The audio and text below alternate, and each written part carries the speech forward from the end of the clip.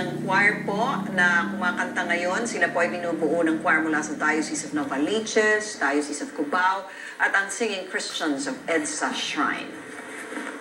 In the name of the Father, and the Son, and the Holy Spirit. Peace be with you. Let us pray.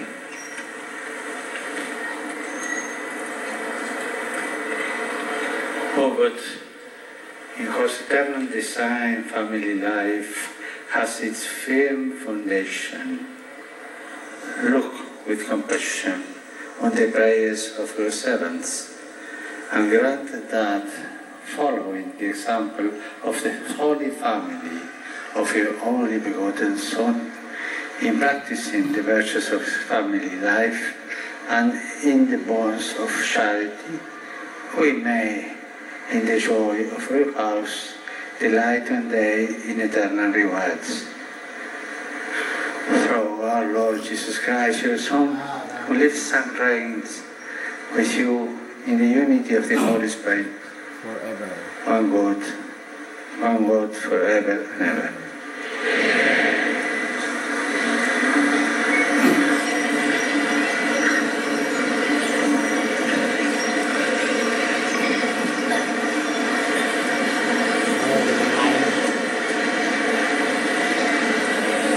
Kinagagalak kong ipakilala sa inyo ang aming pamilya.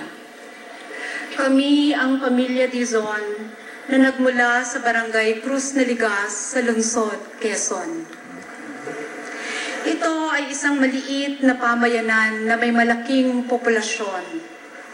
Payakman ang pamumuhay ng karamihan sa amin, masasabi namin na sa gitna ng kahirapan, ang aming pamayanan ay nag-uumapaw sa biyaya ng Panginoon, na kailanman ay hindi matutumbasan ng anumang bagay.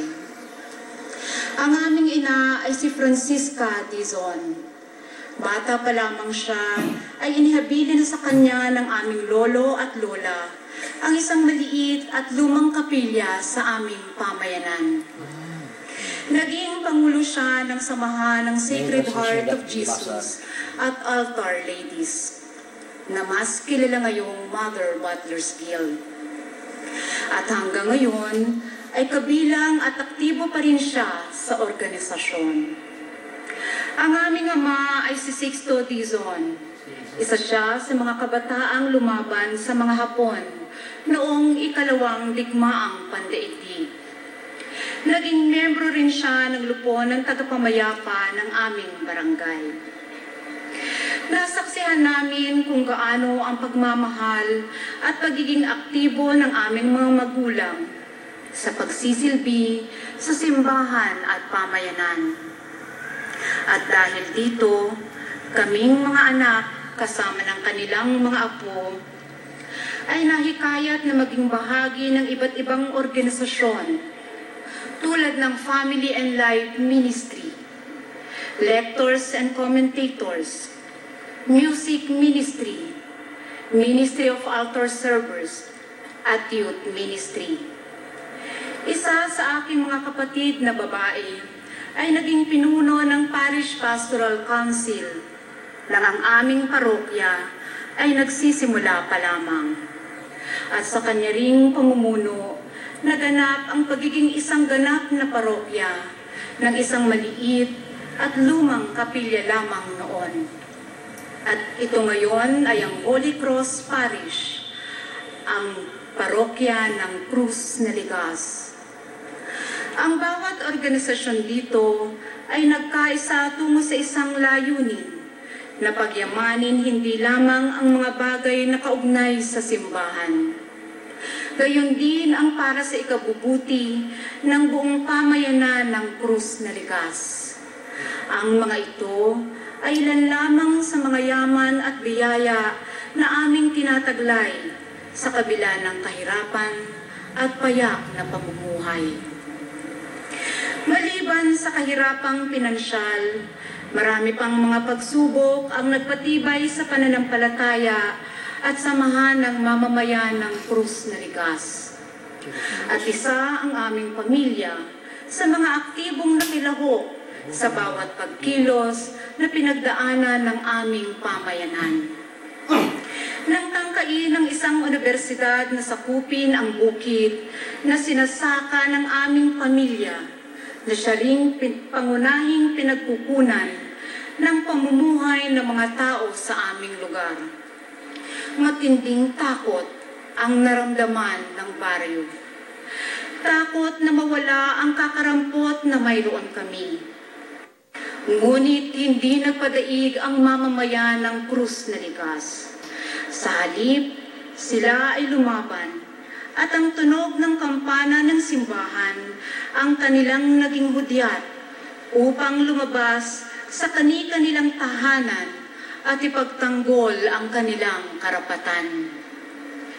Nagbunga ang kanilang pagkakaisa sapagkat hindi natuloy ang pagkuha ng lupain. Isa pa sa mga sumubok sa pagkakaisa ng mga tao sa Krus na Ligas ay ang mga proyektong pinangunahan mismo ng pinuno ng barangay. At ito ay ang pagtatayo ng gusali sa harap ng simbahan. Muli, ang mga mamamayan ay hindi nag-atubiling ipakita ang kanilang pagmamahal sa pamayanan at simbahan. Ipinahayag nila ang mga hindi mabuting epekto ng pagtatayo ng gusali, lalo na sa mga mananampalataya. Ito ang ilan sa mga patunay ng pagmamahal, pagkakaisa, at matibay na pananampalataya sa Diyos. Ang aking ina ay naging buhay na saksi at bahagi sa bawat pagsubok na pinagtagumpayan ng aming simbahan. Ang wika ni San Pablo, sinong makapaghihiwalay sa atin sa pagmamahal ng Panginoon? Hindi man marangya ang pamumuhay ng aming pamilya, ipinahintulot pa rin ng Panginoon na kami ay maging bahagi sa paghubog ng mga pari at relihiyoso. Kami ay nakapagkupkop sa aming tahanan ng mga seminarista mula sa San Carlos Seminary, Franciscan Missionaries at San Jose Seminary. At kasama na rito ang ating mahal na kardinal, Kardinal Luis Antonio Tagle. Siya ay tumira sa amin noong kanyang parish exposure. Ang Kristiyanong pamilya ay hindi perpektong pamilya. Kami ay isang malaking pamilya. Binubuo kami ng 11 magkakapatid, 40 mga apo, at 10 apo sa tuhod. May mga panoong nagkakaroon kami ng hindi pagkakaunawaan, nagkakaalitan, at nagkakaiba-iba ng paniniwala. Ngunit, ang mga pinagdaanan namin ang siyang nagturo sa amin na maging isang Kristiyanong pamilya na namumuhay sa pagmamahal. Kami ay lubos na naniniwala na lahat ng pagsubok na darating ay aming malalampasan hanggat kami ay sama-sama.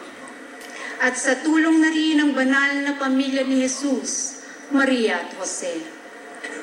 Patuloy kaming magtutulungan at maglilingkod sa aming kapwa, pati sa aming mahal na barangay Krus na Ligas.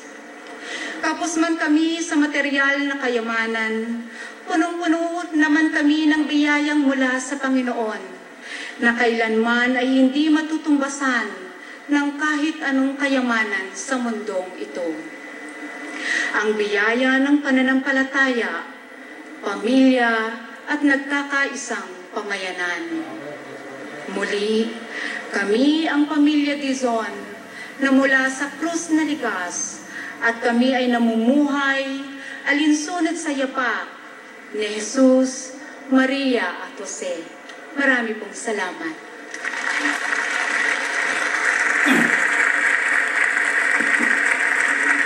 At yan po ang testimonya ng unang pamilya na napiling hayag ng kanilang testimonya sa harap ng Santo Papa, ang Dizon family mula sa Krus na Ligas.